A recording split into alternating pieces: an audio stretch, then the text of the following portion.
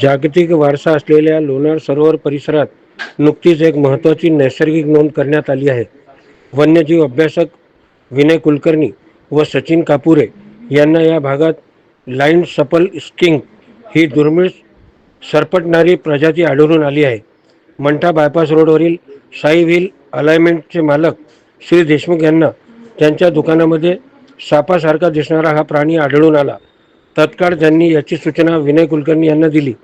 ते स्वतः बाहेरगावी असल्यामुळे त्यांचे सहकारी सचिन कापूर यांनी त्या ठिकाणी पोहोचून याला ताब्यात घेतले.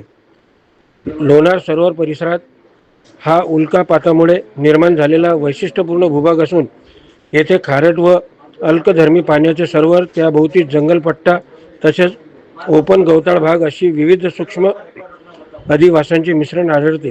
त्यामुळे अशा प्रकारच्या प्रजातीसाठी अनुकूल वातावरण निर्माण होते.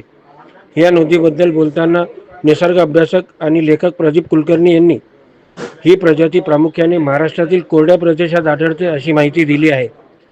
सायन दैनिक खबरे शामतकसाठी लोणार येथून सुनील वर्मा.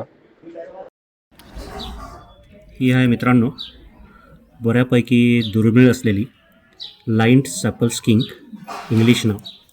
मराठीमध्ये स्थानिक भाषेत ज्याला आपण कणा म्हणतो, सापसुरळी म्हणतो, किंवा साध्या भाषेत इंग्लिशमध्ये सांगायचं झालं तर स्नेक स्किंक असं नाव आहे. गडद तपकिरी रंगाची आणि अंगावर समांतर अशा गडद काळ्या रंगाच्या रेषा असतात. पाय एकदम बारीक, खाली जमिनीमध्ये पालापाचोळ्याच्या खाली राहणारे आणि उत्क्रांतीमध्ये असं म्हणता येईल की हालचाल सोपी व्हावी ह्या हिशोबाने पाय जे आहेत ते हळूहळू नाहीसे होत आहेत. म्हणजे आता पाय जरी असले तरी पायाचा वापर ही स्किंक खूप कमी प्रमाणात करते. दुर्मिळ असलेली लाईन सॅपल स्किंक, स्नेक स्किंक, मराठीमध्ये सापसरळी कणा. दिसायला अतिशय सुंदर,